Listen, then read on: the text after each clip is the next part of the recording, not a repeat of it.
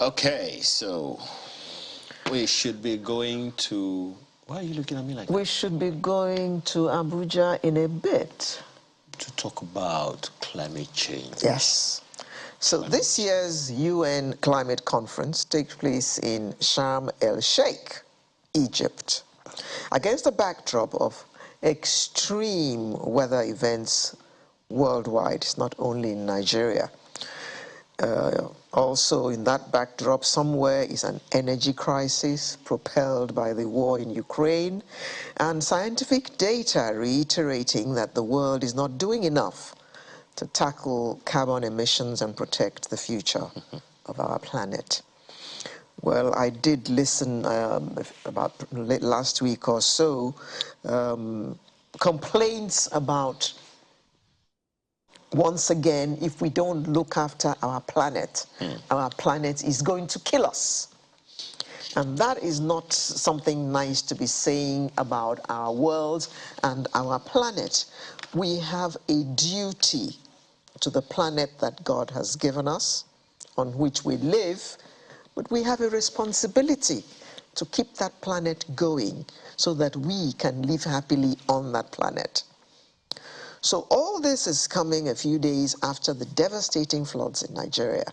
The UN Secretary General has said that COP27 must deliver a, I quote, down payment on climate solutions that match the scale of the problem.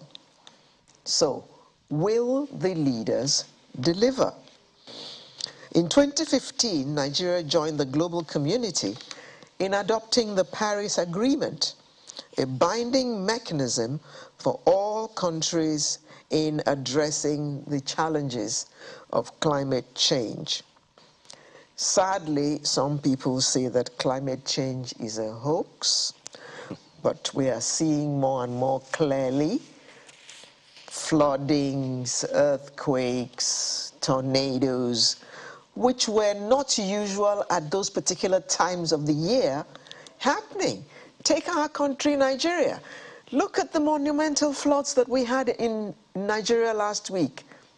Floods in October.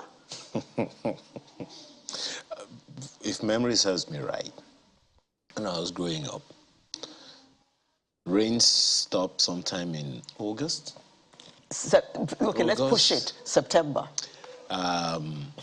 Harmattan starts at about September. That's why it's in August. Yeah, that's right. It's about that time that I think we return to school for the third term. So that's the only memory of rains that I had. You're going back to school with your blanket. And so when we talk about these things, and we also understand that, you know, the floods are rising because the glaciers are melting. Yeah. So I guess we move on now. There's climate change right there. Well, we have the National Coordinator, Global Environment Facility Small Grant Program, Ronke Olubamishi, who's joining us from our studio in Abuja. Good morning. Mrs. Bamishe, can you hear me? Good morning. Thank you. Morning. How are you today? I can hear you. Good morning. Yes. Thank you for having me again. Thank you. COP27.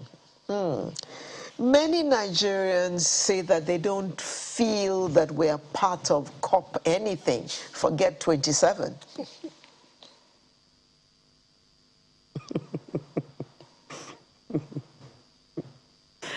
Well, it depends on the perspective. Thank you again for having me, and it's always a pleasure to be part of your programs and to discuss national and global issues.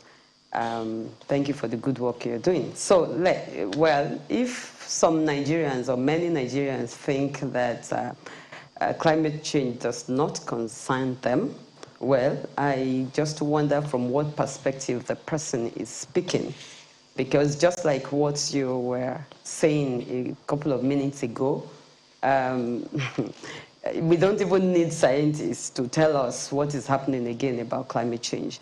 we have seen extremes of weather patterns. The last time we experienced a flood in this magnitude in Nigeria was in 2012, and I bet you it wasn't as big as this. And so each day and each period, the situation gets worse. And so for somebody to say it doesn't concern them, maybe because of the election that is coming up and people are just bothered about the general economic situation of the country. But to say climate change does not concern us, it's a joke. And like you made mention, you made a statement the other time that if we don't take care of the planet, then the planet will kill us. It's actually not the planet that is killing us. We are the one killing ourselves. So I think it is important for everybody to get in line and everybody to start thinking of what we can do to ensure that we don't kill ourselves in the end. Perhaps the challenge then is helping people understand exactly the issues we are dealing with. Because when we talk about climate change, maybe it's too much grammar, if I can say it that way. Perhaps the challenge is helping people understand exactly when we talk about climate change, what exactly are we talking about? Just to bring the conversation home to the average Nigerian. Okay, yeah. Thank you very much. Climate change is the change in weather pattern. Naturally, we have changes in weather pattern. You were talking about the rainy season, the harmattan, and the dry season, which were natural before. But now we see extreme of some of these weather patterns. And one of the things that I always just used to give example to people is that whereas before in Nigeria, for example, like you were saying, I remember a particular, some years back, I remember one particular woman used to sing and says that I put my clothes on the line for 9 days. It did not get dry until after 9 days. And people knew what will happen. You know what you have in August, in September, in October, as far as weather situations are concerned then. But now you can't even predict. We're just talking about what has been changing in the past. So the environment is changing. You get somewhere now and you see people just fanning themselves. What is happening is because the trees that were supposed to take in the carbon dioxide that we breathe out, they are not there again. All the places where we used to have trees, they are not there again. We have houses, we have industries, we have buildings, we have roads. But we never thought of what were the trees doing for us before. But now we see we don't have the trees again. And so the environment is getting hot. What is happening is that like I said, the CO2 that the trees take in, that we breathe out and the trees take in, the trees are no longer there to take in this CO2. And the CO2 has the capacity to absorb heat. This heat is what we are now feeling in the environment. And that is why we are seeing. And of course, when there is heat, glaciers are melting. There is increase, which of course is increasing the water in the oceans. And then, of course, we have flooding and all that. So these are some of the things that are causing what we can explain as climate change. Thank you for the footage that you have shown. Some of these places were farmlands, and now they're all taken over by flood. People can no longer go to the farm and farm as they used to be.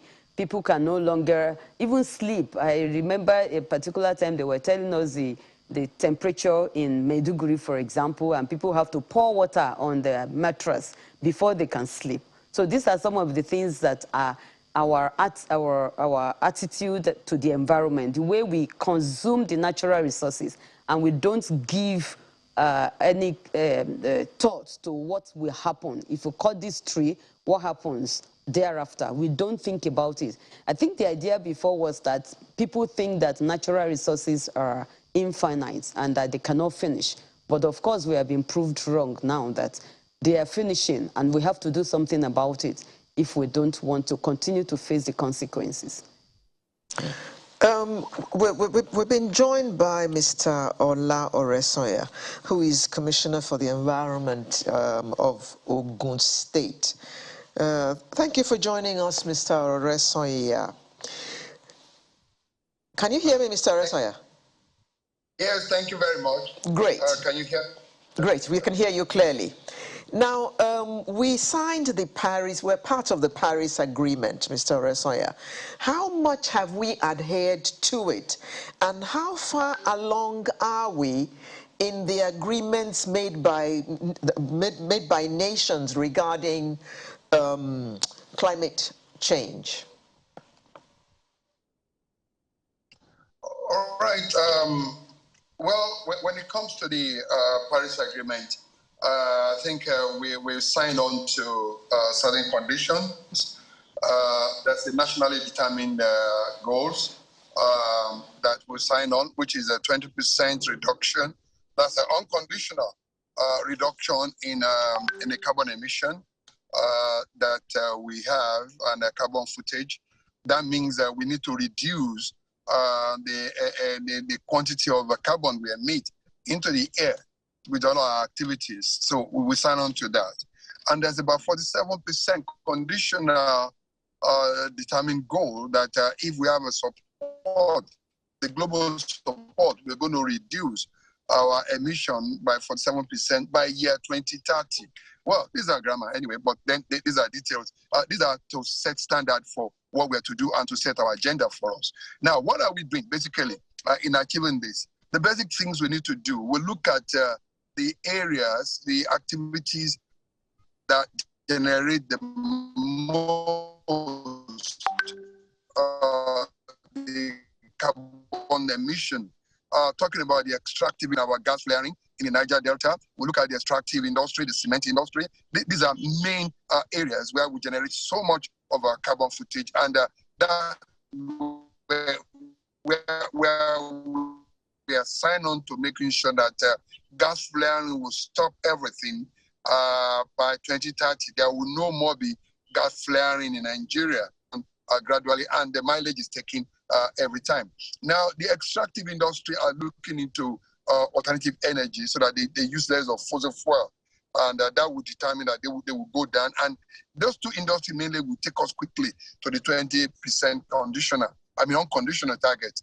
Now, we have other areas like waste management and several other activities where we generate so much methane into the air.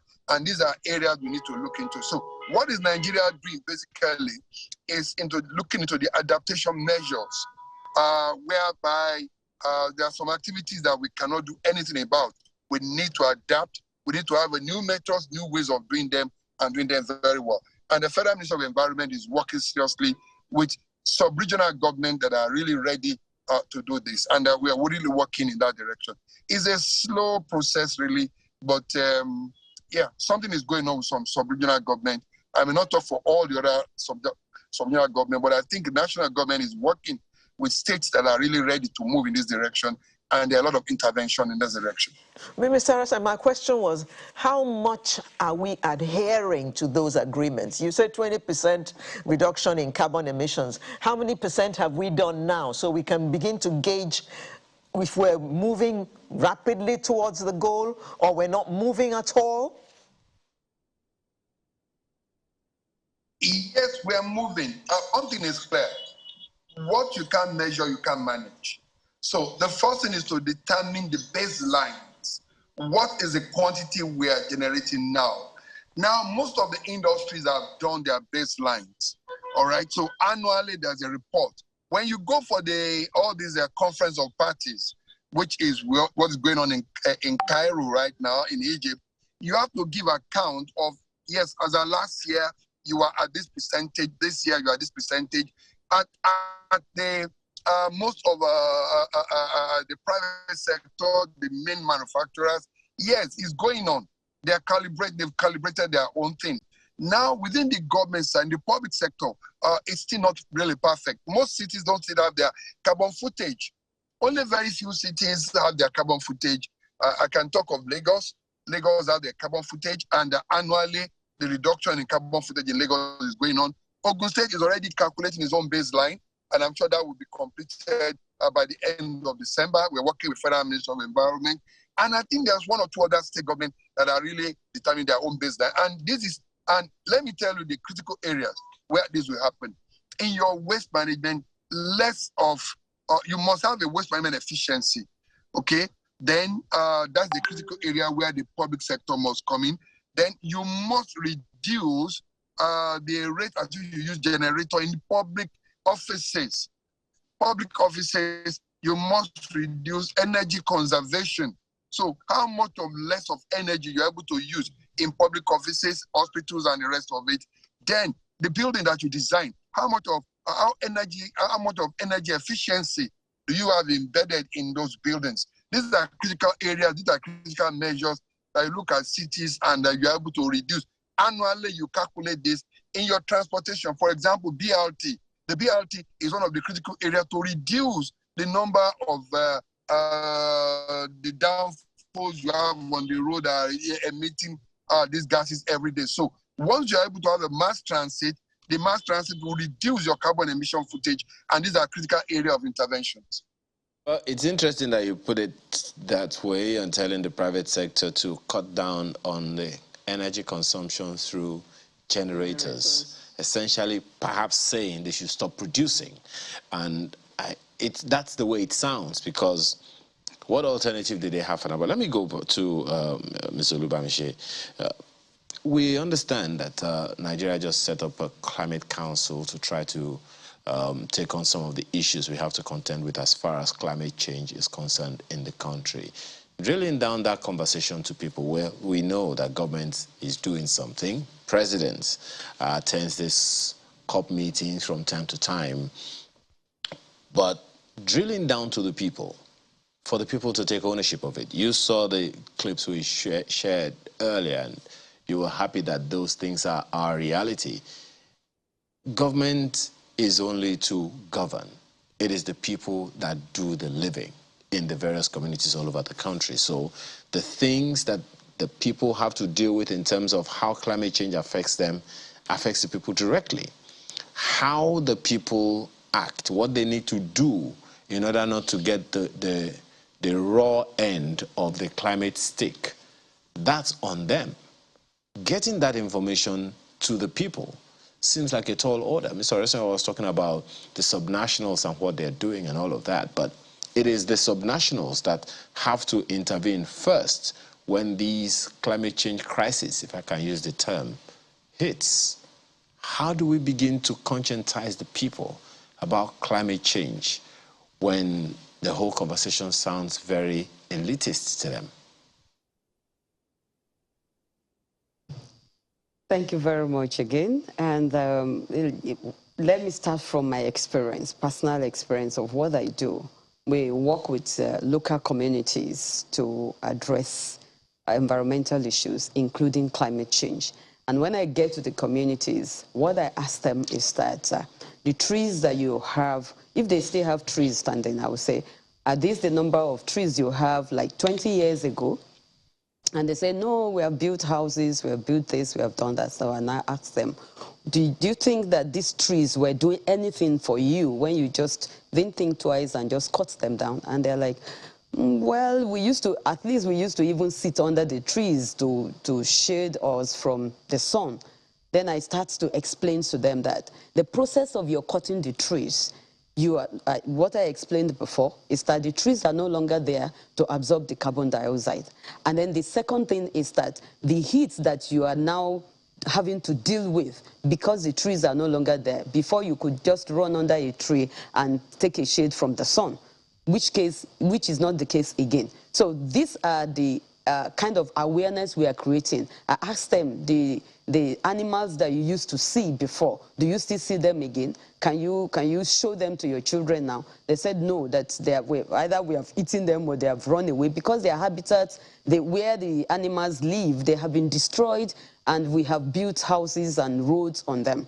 So I believe that creating awareness onto, like you said, nitty-gritty of what we do. How do we use water in our houses? Mr. Resoya was talking about generator. Of course, I mean, it's funny that if you ask hospitals or companies to stop using generators, then of course you're asking them to stop production. So what is government doing to create an enabling environment for people in the house not to use generator? If there is light, constant electricity, people will not be, and nobody would say, I don't want electricity from the government, I want to be using my generator. It's not done. So these are, let people know that personally, how do you use water? How do you use materials in the houses where you are using, even right from your kitchen? What are you doing to the waste that you're generating from your kitchen? Many of these things, we call them waste because we think that they're not useful to us again at that particular time. But now knowledge is increasing. We know that many of this raw waste, food waste that we used to throw away, many of them now can be converted to compost. People are doing gardens at their backyard now, growing their own vegetables. Two things, major things. Number one, some of the foods we buy in the market, they are grown with chemicals, preservatives that are causing all manner of health issues.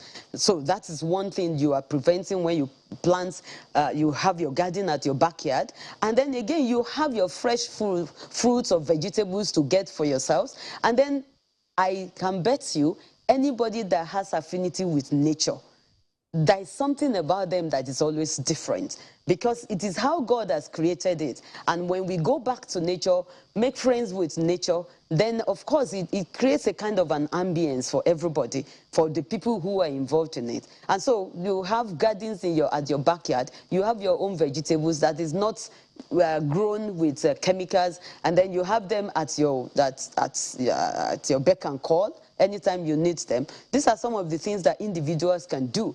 And then we can create awareness of our footprints. When you want to go you want to travel or you want to go somewhere, are you thinking of joining resources together rather than each time I am driving alone? I always think this car can take at least four more people. Why can't I share this car with somebody else so that we will reduce the number of fuels, for example, that we will consume to office in the morning and back in the afternoon? If we can think of all these things, the issue is that when we don't sit down and think about it, we think the problem is so insurmountable from individuals' perspective. But when we sit down and think about it, I bet you there are so many things individuals can do to address this thing, at least within your own environment, before we now talk of the government's aspect of addressing climate change. So individually, I think there are so many things we could do. Mr. Resoya, an important part of this climate change and the raison d'etre for these conferences is reduction of carbon emissions. Do you think that the Nigerian government is doing enough to tell the people and create awareness for the reason why we need to reduce our carbon emissions? Well, thank you very much. The awareness side, may not be adequate. I don't think it's adequate. All right, because just like just been said by the fellow from Abuja there. I'm sorry, I missed your name. I think there are a lot of low-hanging issues that can be done by the people, and yes, and I think we need to relate more with the NGOs to really do this education and awareness. It is, I will agree with you, it's not enough, and even within the government circle, you'll be surprised that there's so many people in government who don't really have a good understanding of this. Okay, so there's this just so much you can tell people in government to take a decision. Some people see that they works until when they start relating with the problem, then they don't listen. The moment there's a relief, nobody listens again. And in Nigeria, one of the critical areas where we listen is when there is flood. That's when we remember there is climate change. When we have flood, we suddenly remember there's climate change. And we start listening then. After the flood right now, nobody listens again. Okay, so, but like I said earlier too, within government itself, we have to do a lot of education, and there has to be a lot of commitment, both from the private sector and the government sector itself. What the real mega problem, okay, I can tell you, the gas flare in the Delta, if only we can curb that, we will have gone halfway through in our carbon emission targets. The gas that will flare, and this gas right now is being encouraged for bottling so that we can have this cooking gas. We can reduce the tree felling. And then apart from that, we can also do more renewable energy, make people go off the grid so that the national electricity grid, so that we can reduce those footage. The more we reduce that one, the more we hit our target. And this is a global contribution. And Nigerians sign on to this, and we need to do it. So, just like you said, I don't think we are doing enough in this, and this has to really, we have to really do more in this area. And I think the media too need to support in this campaign for climate change activities. Well, Mr. Oresanya, I'll stick with you for a bit. You spoke about the subnationals the other time. It seems there's a lot more work for the subnationals than we're even giving attention to. I say that against the backdrop of the fact that first you are, in government in the subnational, and what you just admitted to us now, that most government officials are not aware, is not really surprising, but it is disappointing. Is because no matter how many COP meetings the president attends with whoever he goes with, unless those conversations get back home and to the subnationals, to the states, for them to take their bit and perform it, then we probably haven't even started at all. So in terms of conscientizing the subnationals, what do we need to do to get that done? All right, I think the first thing is we need to have a culture of preserving institutional knowledge. We don't really cherish institutional knowledge in this part of the world, okay? And the moment somebody probably will have started an idea, a good one, the moment he leaves the office, the knowledge lives with him. So we need to start preserving institutional knowledge and drive from there, okay? We need to build a sequence from this knowledge preservation, and so that whatever we have done 3, 4, 5 years ago, the fellow left, we don't need to start reinventing the wheel. This has been making us to run what I call a dynamic inactivity. By the time you have new people, they want to come and start from where the other fellow started 10 years ago. What we have done 10, 20 years ago, we're still trying to repeat it because we are not preserving the knowledge. So we need to think with them. We need to rejig our governance structure to make sure that we cherish institutional knowledge. And I think the media needs to help in this area also by looking into archives, what you've seen before. By the time a new government is start repeating 20 years ago, okay, why are you repeating the same thing?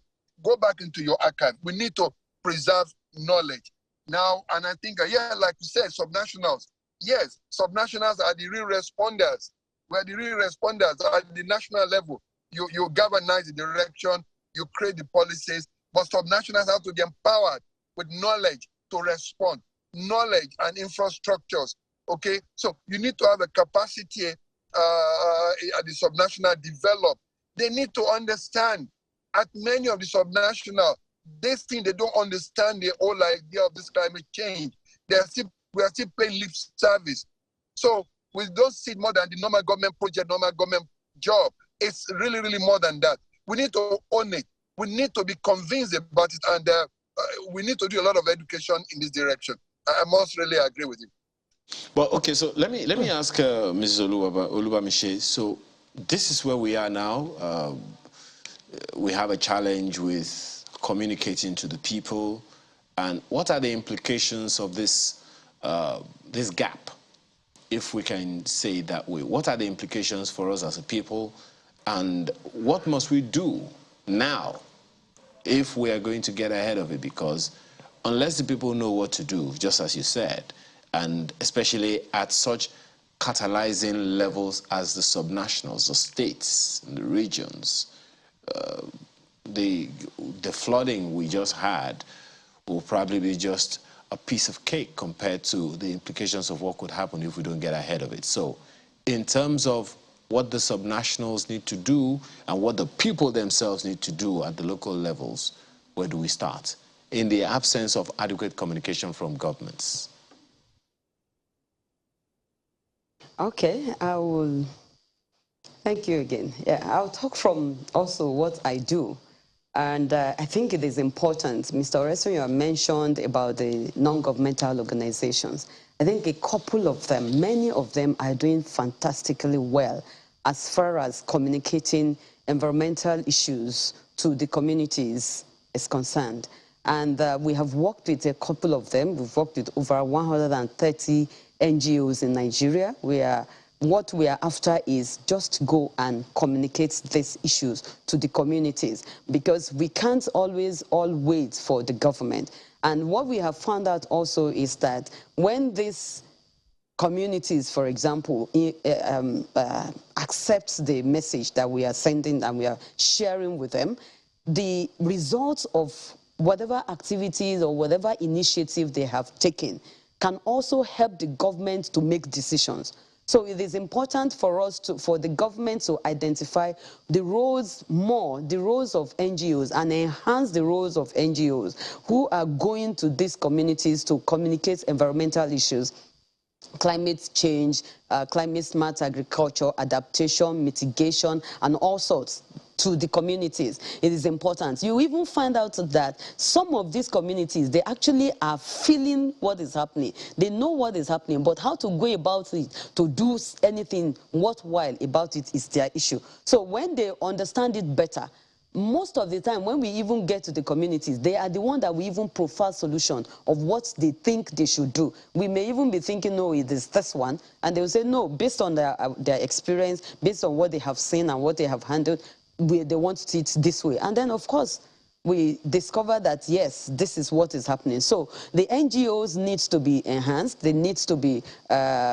supported by the government, because they're actually one very big avenue of creating more awareness to the communities and to individuals as far as this environmental issues and climate change is concerned.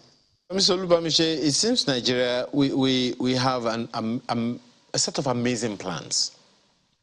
For instance, we have what some people say is one of the best nationality-determined contribution. That's the plan that states how government intends to reduce greenhouse emission.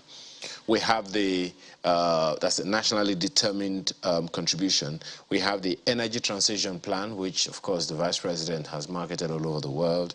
We also have the Climate Change Act, and we've just also been informed that we have a climate council to implement some of these things. So it would seem like government is doing a lot.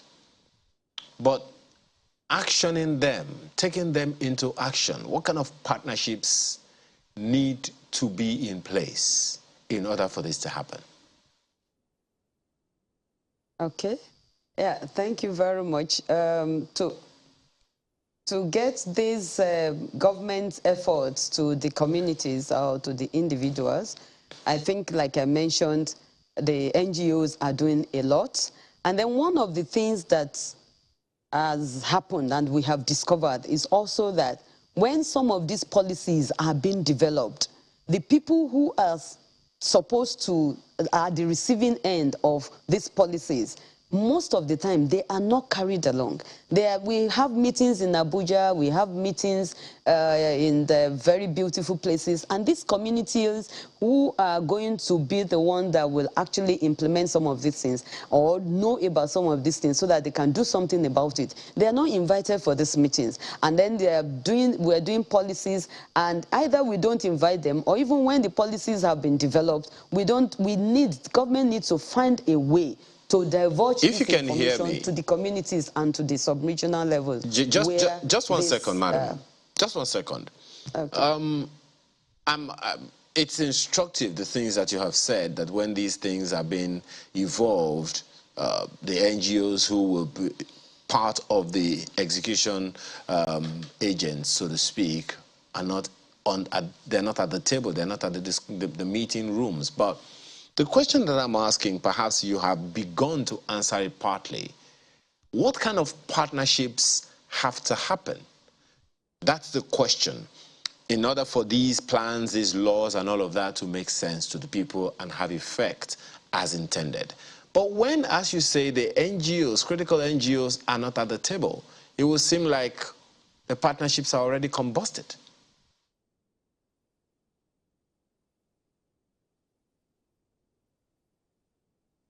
Can you hear me? Okay. Yeah. Yes, I can hear you. I can hear you. Okay. Go ahead. Yeah. So the NGOs is like we have three different set of groups. We have the government, we have the NGOs, and we have the communities.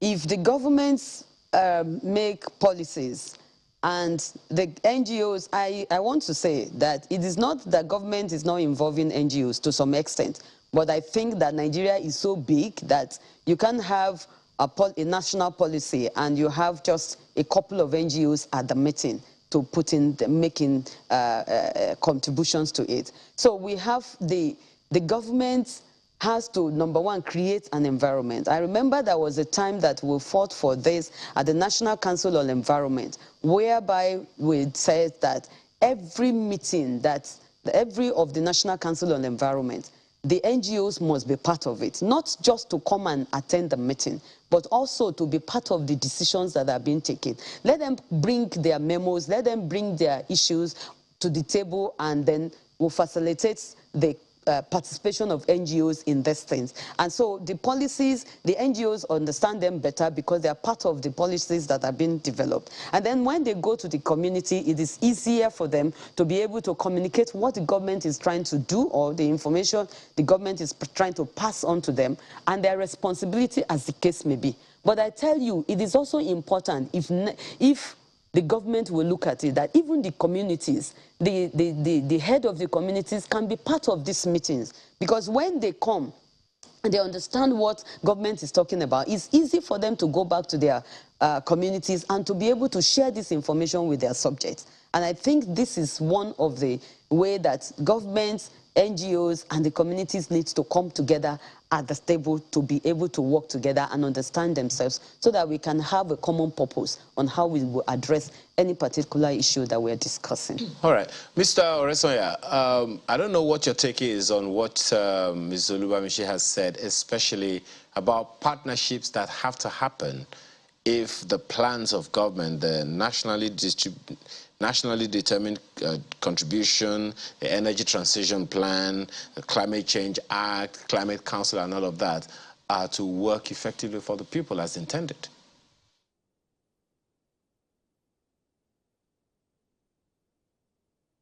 Mr. Oresonya, can you hear me? Oh dear. We understand that he's no longer on the line. That's it. Okay, Mrs. Olubamishi, the Minister for the Environment has says that at this year's COP meeting that Nigeria is going to walk the talk. Can you please interpret that for us? Well, okay, thank you very much. One of the major issues about this COP is climate justice. In as much as Nigeria, government, the people have their own responsibilities to, as far as climate issues are concerned, we also, I mean, it's getting clearer to the developing countries, for example, now, that climate justice is another way that we can get the whole world to do something about climate issues. You discover that, yes, even it's not a license for us to continue business as usual, but even the gas that we are flaring in Nigeria, if you quantify the percentage of it with regards to what the developed countries are emitting in terms of their carbon footprint, it is just very minute. But that doesn't mean that we in Nigeria should not do something about it. So what the developing countries are fighting for, in quotes now, at the at the COP27 is climate justice. That, look, unfortunately also, it is the developing countries that are not contributing so much to climate issues that are at the receiving end of climate issues. So it makes it to be lopsided. And this is why all the promises that the global world, the international community has made with regards to climate change and helping developing, because what they are telling us is that keep your forest intact. Don't destroy your forest, because definitely we know that the environment does not have boundary. So whatever, if you keep your forest intact here, and then of course it affects the whole world eventually. Now the developing countries are saying they also want to develop, and you're telling us to keep our forest intact. So where is the balance? So it is about climate justice that the developing countries are taking to the meeting in Egypt, and they're saying, okay, we are ready to do this. We want to do our own. We want to take the responsibility that concerns us, and we're ready to do it.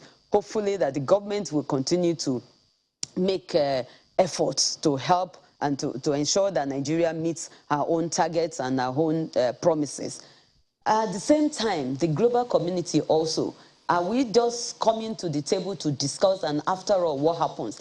There were so many promises that have been made, so many even financial supports that have been made, that have been promised, and the developing countries are not getting it. So one thing about we want to walk the talk is that we are ready to take our own responsibilities, but is the global community also ready to walk the talk that they have said as far as these climate issues are concerned? Well, climate justice, I've added that to my lexicon as well today. But let me ask Mr. Oresanya Justice 1, and then we can close this segment. I was trying to ask you the other time about the partnerships that need to happen for all of the initiatives of government to make sense and fructify exactly the way it's intended. The Energy Transition Plan, Nationally Determined Contribution, Climate Change Act, Climate Council, the whole works. What partnerships must happen if they're all to make sense? Well, thank you very much. I think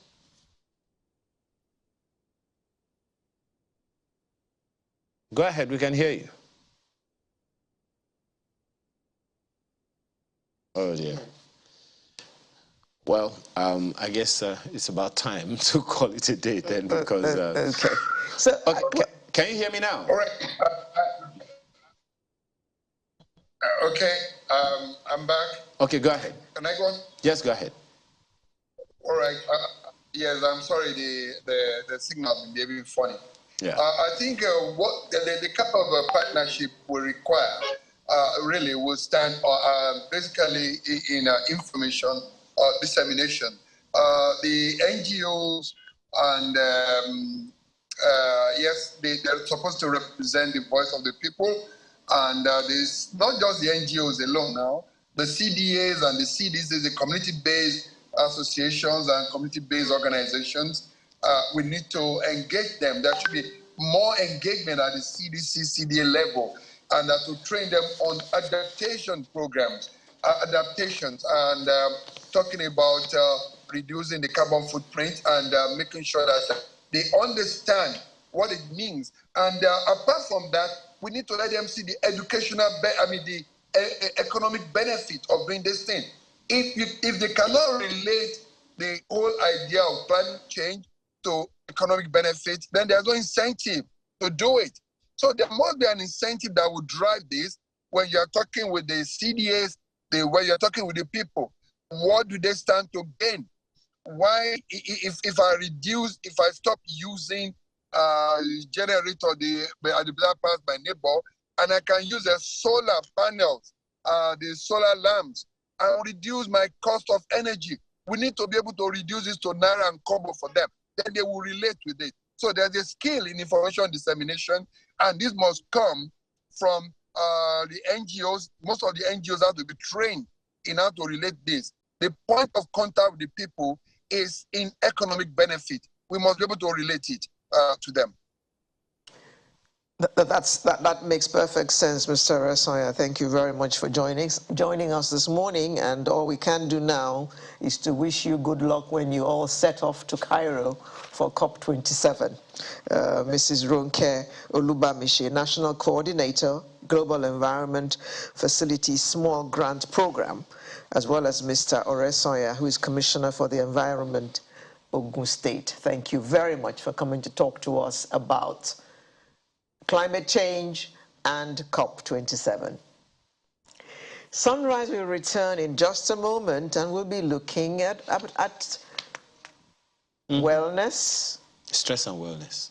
You know, we say health and wellness, right? Stress and wellness. Okay. See you in just a moment.